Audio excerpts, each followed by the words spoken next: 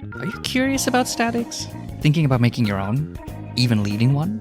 Well, you came to the right place. I will be going over 5 key steps in creating and leading a successful static, all backed by the fact that I actually created and led a successful static of my own for the past 2 years. Don't believe me? Take a look at some testimonies from members of my static, the Happy Hands static. Happy Hands. Thank you, Happy Hands. Now, the 5 steps to create and lead a successful static are 1. Conceptualize your static. 2. Recruiting. 3. Organizing the static. 4. Rating. And 5. Post-raid/aftercare. Are there more? Probably, but these are the steps that I find most vital. So, what does it mean to conceptualize your static? It means that you have to ask yourself a couple of questions. Like, what's the goal of your static? To beat the tier in 1 week? 8 weeks? Is it a place to make friends? Or is it a place where disabled and injured raiders can find an accommodating and accessible place to raid? This is the foundation of your static. So please think long and hard about it before getting started. And it doesn't even have to be one of the reasons I mentioned. It's your static. You can make it any way you want. The next set of questions has to do with your raiding schedule. How many hours a day and for how many days out of the week? Make sure that this falls in line with your static's goal. And last, but certainly not least, establish your ground rules. What will you allow and not allow in your static? This should cover behavior, absences, tardiness, lack of skill, and how you'll handle offenses. Let's take a look at 3 concepts for example statics. Our first concept is a group wanting to finish in 1 week, raid 8 hours a day, 6 days a week, with very strict rules. The second concept is an accessibility-focused static that wants to finish in a timely manner. So they raid 3 days a week for 3 hours with breaks in between. They are a little bit more lenient, but still require a level of skill, discipline, and respect from their members in order to achieve their goal. Both Static 1 and Static 2 have concepts that make sense and mesh well, because their goals and expectations are reasonable. Our first static is a static for players at the highest level of skill who want to put in the most amount of time to complete the tier within a week, or as some call it, a hardcore static. Our second static isn't as simple. The amount of time they spend raiding in a day might be a bit more on the casual side, but the requirements and timetable are definitely not. But with strong leadership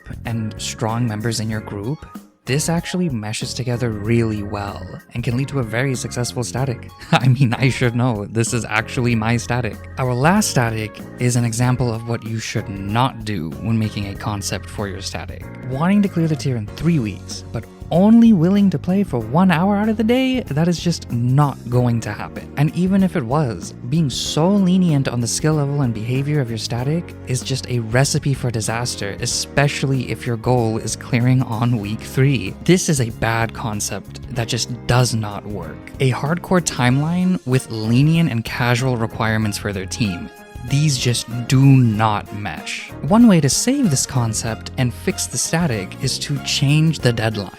Instead of being a 3-week static, it should be a 12+ week static, since everything else other than the deadline is very socially oriented and casual rather than performance and skill oriented. Now that you've settled on your concept, it's time to start recruiting. Ooh. First things first, you need a recruitment message. But lucky you, this step is very easy now that you have your concept. Your recruitment message is just your concept in writing, which means that your recruitment message needs to have things like how many weeks you're expecting to take to clear the tier, how many days out of the week do you want to raid, how many hours of the day, your rules, and this isn't necessary, but you might want to put in how you'll handle these rules. There's a lot more that could go into a recruitment message, but that's up to you. At the very least, you should have what I have listed above. If you want an example of a recruitment message, why not take a look at my statics message? Fantastic! Now that you have your message, you should look to posting it in multiple locations, like multiple Discords, multiple Reddits, Shout Chat and Limsa, or even amongst friends. Ooh, now you should be getting a lot of messages from people who are interested in joining your static. Recruiting can be divided into 2 parts, a behavioral section and a technical section. For the behavioral section, all you're really doing is asking questions. Asking many questions, some of which include things like their parses, their rating history, or anything of that sort.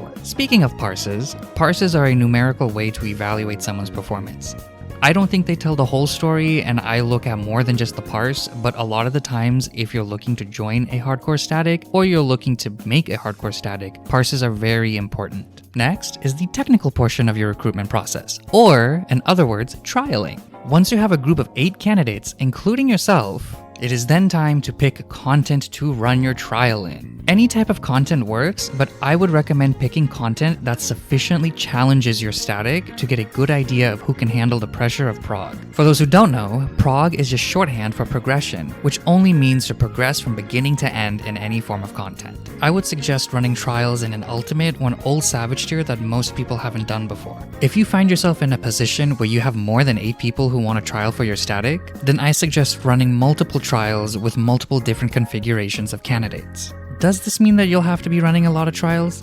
Yeah, but that's not a bad thing. In fact, I actually think it's necessary to run multiple trials even with the same people, especially with the same people. But it's also important to keep in mind that the longer you trial, the more likely it is that some of the people you're trialing will end up committing to another static. So, trial frequently, but in a timely manner, so you can make sure that you can really recruit the people you want to recruit and they don't go to somebody else's static, who decided to give them an answer before you gave them an answer. Then, you want to evaluate their performance as individuals and as a group. Do you think they're a good fit?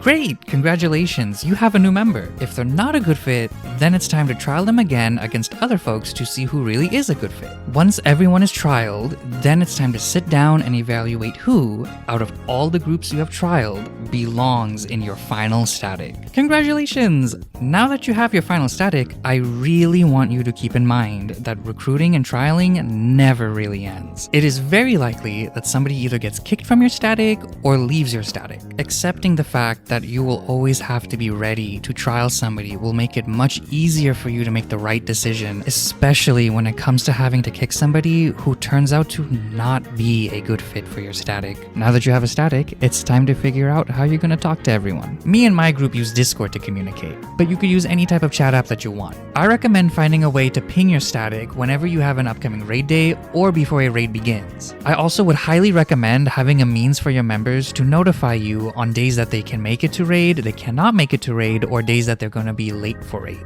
If you're going to be using Discord, you can use what me and my server use. We use a bot called Raid Helper. Cool thing about this bot is that it allows you to use their website to create events like raids that will allow your members to not just RSVP for them, but let you know if they're going to be absent or tardy. In addition, it allows your members to get notified before an event begins.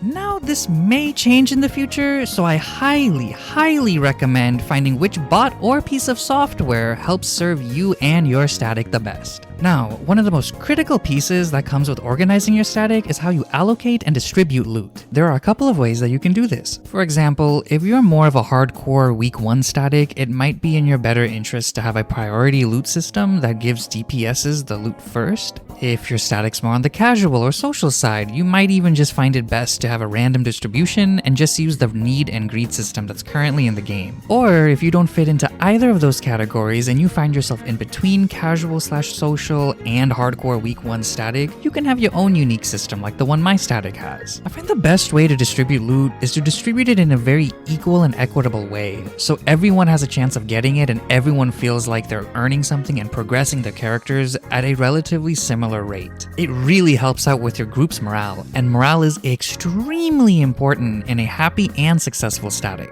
Now, my static accomplishes this by using a round-robin system that prioritizes groups that need a certain item for their BIS. BIS meaning best in slot, or the items that you need for your most optimal build. So, if 5 people need a piece of loot, only those 5 people can roll on that specific piece of loot until all 5 get it. To be a bit more specific, if one person out of the 5 rolls on the loot and gets it, they are not allowed to roll again on that piece of loot until the other 4 have gotten it. Once all 5 members got their loot, it now opens up for the rest of the static, meaning all 8 members can now roll on it round robin style. Just because my static distributes loot in this way does not mean that it is the best way for your static to distribute loot. I gave you a few ideas. But I think it is very important that you review your goals and talk to your static to figure out what is the best way to distribute loot in your static. Now, 2 more pieces of advice that I'd like to discuss, but is by no means necessary for you to do, has to do with your start time and your end time. I believe that it is best to start bringing people in around 10 minutes before the start time that you've scheduled. It offers a sort of grace period so people can make their way over to raid from wherever they may be.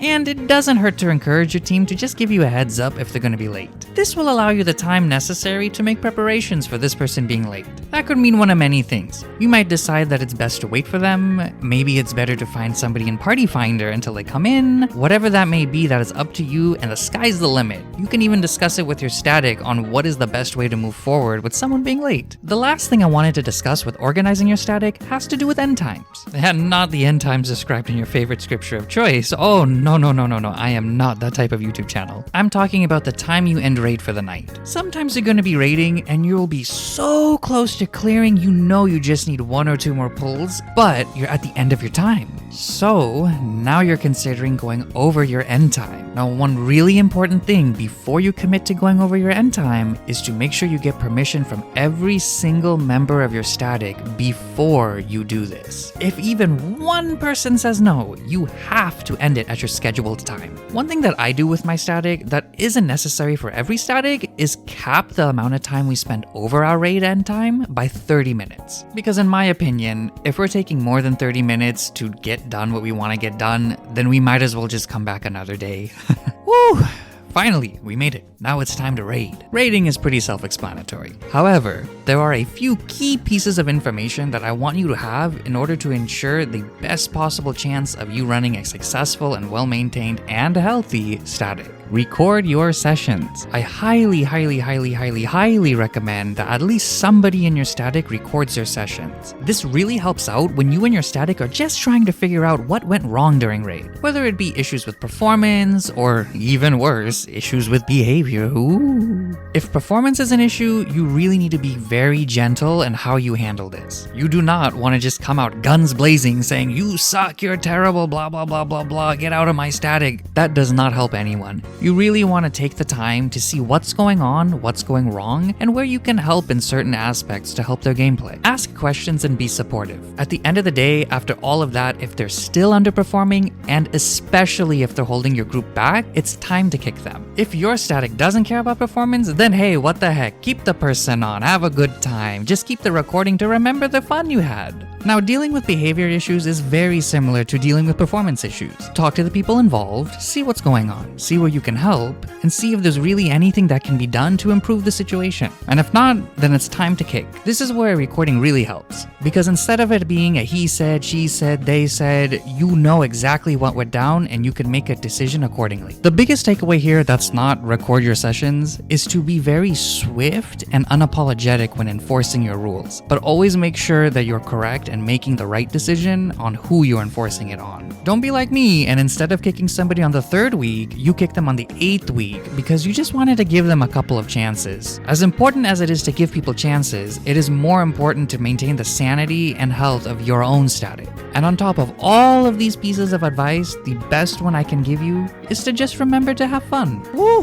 Finally, it's over. The raid is done. You cleared the tier. Congratulations. You've accomplished your goal. Now, you don't have to do this, but I would recommend to keep in contact with your static. You could plan activities, like maybe do an extreme or an ultimate with your static. It doesn't even have to be in Final Fantasy. You could play another game, do a movie night, maybe watch a show, or you don't even have to do any of that. You could just gather everyone together to chit chat or even send them a message. Just say hi, how are you doing? Checking in on them goes a long way. And that, ladies and gentlemen, is how to lead your static. Hopefully, if I did my job right, you learned a thing or two about leading a static, or even being in a static, what to expect from it. Do you agree with what I said? Maybe you have something you wanted to add to the conversation. Maybe I missed something completely. Then please let me know in the comment section below. I really enjoyed our time together, and I hope you did too.